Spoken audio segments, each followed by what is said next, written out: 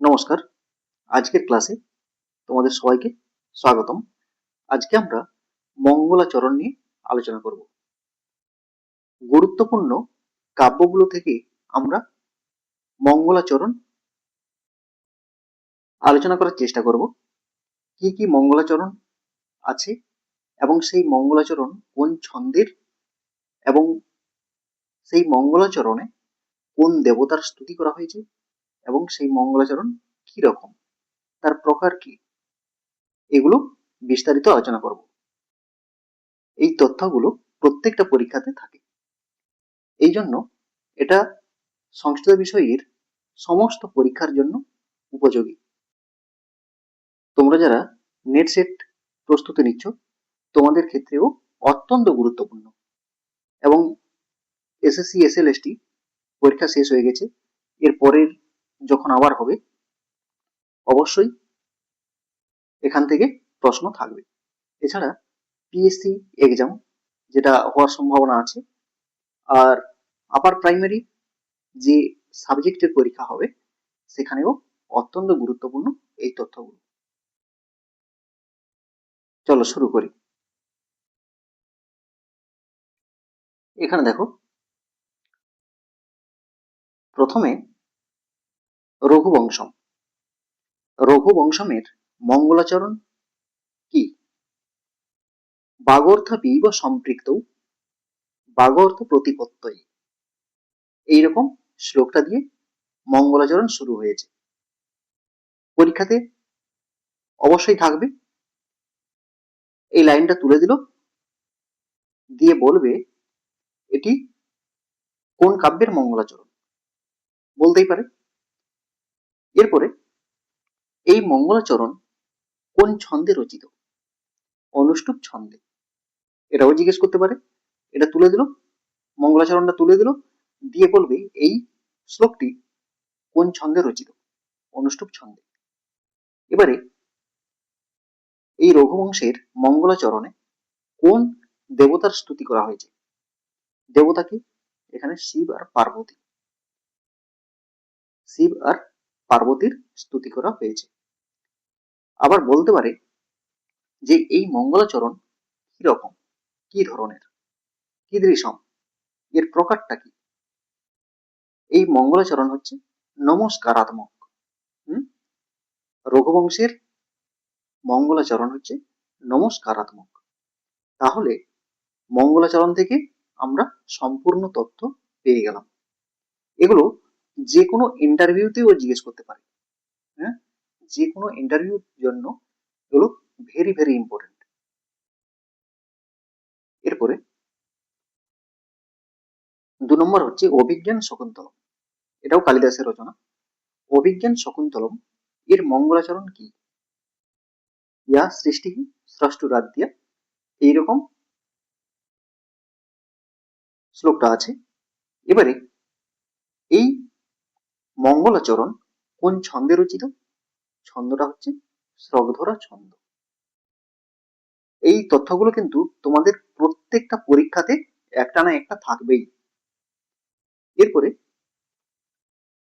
এই মঙ্গলাচরণের দেবতা কি? কোন দেবতার স্তুতি করা হয়েছে? অষ্টমূর্তিধর শিবের স্তুতি করা হয়েছে।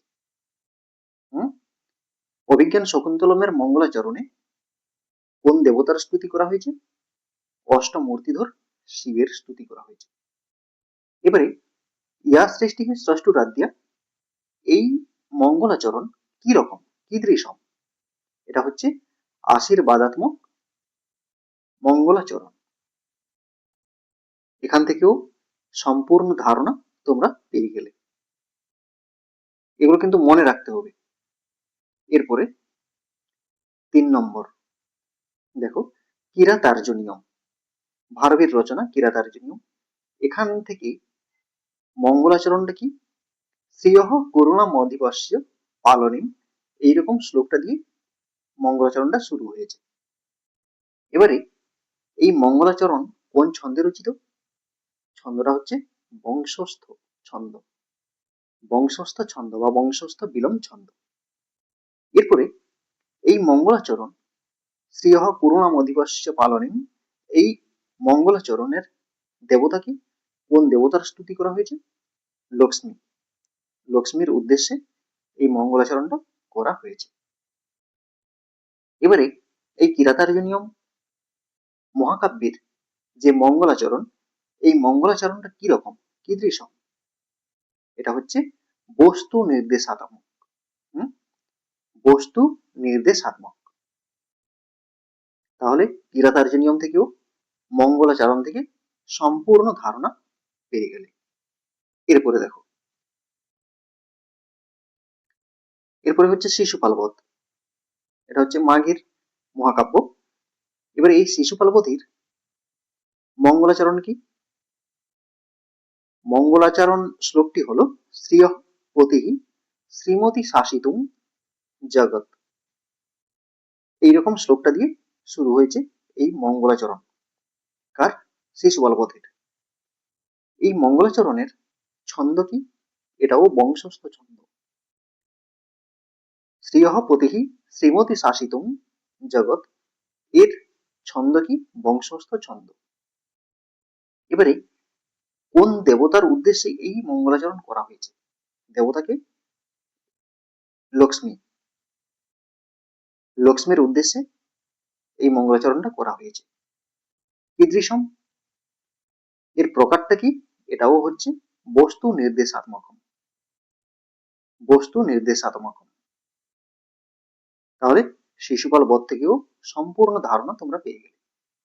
এগুলো অতি অবশ্যই তোমরা ভালোভাবে তৈরি করে রাখবে, কারণ এখান থেকেই নেট সেটেও প্রশ্ন আসে, ইন্টারভিউতেও, যে কোনো ইন্টারভিউর জন্য প্রস্তুতি নিতে গেলে এগুলো জানতে হবে। এবং পিএসসি বা বিহারের যে পরীক্ষাগুলো হচ্ছে বা ঝাড়খণ্ডের জন্য যে পরীক্ষাগুলো হয়, অতি অবশ্যই এখান থেকে কমন পাবে। এরপরে দেখো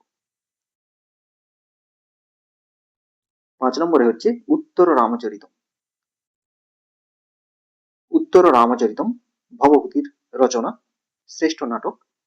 এই উত্তর রামচরিতমের মঙ্গলাচরণ কি? ইদং কবিভ্যঃ পূর্বেভ্যো নম বাকম। এইরকম কথা দিয়ে মঙ্গলাচরণটা শুরু হয়েছে। এটি কোন ছন্দে রচিত? এটি হচ্ছে অনুষ্টুপ ছন্দে রচিত। এবারে কোন দেবতার উদ্দেশ্যে এই কথাগুলো বলা হয়েছে? এখানে দেবতা হচ্ছেন পার্বতী এবং মহাকবি বাল্মীকি। পার্বতী পার্বতী আর বাল্মীকির উদ্দেশ্যে এখানে স্তুতি করা হয়েছে। এবারে কি দৃশ্যম? মঙ্গলাচরণটা কিরকম? এটা হচ্ছে নমস্কারাত্মক। তাহলে এখান থেকেও সম্পূর্ণ ধারণা তোমরা পেয়ে গেলে। এরপরে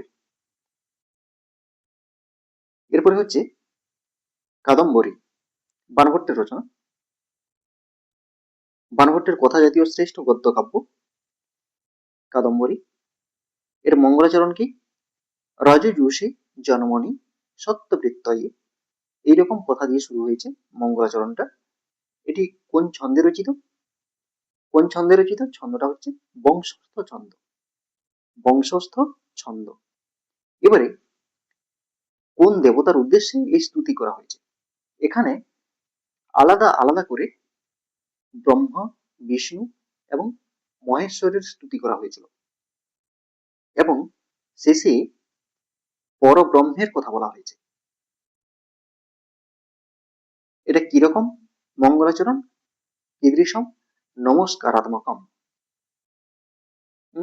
অত্যন্ত গুরুত্বপূর্ণ নেট সেটের জন্য এবং প্রত্যেকটা পরীক্ষার জন্য।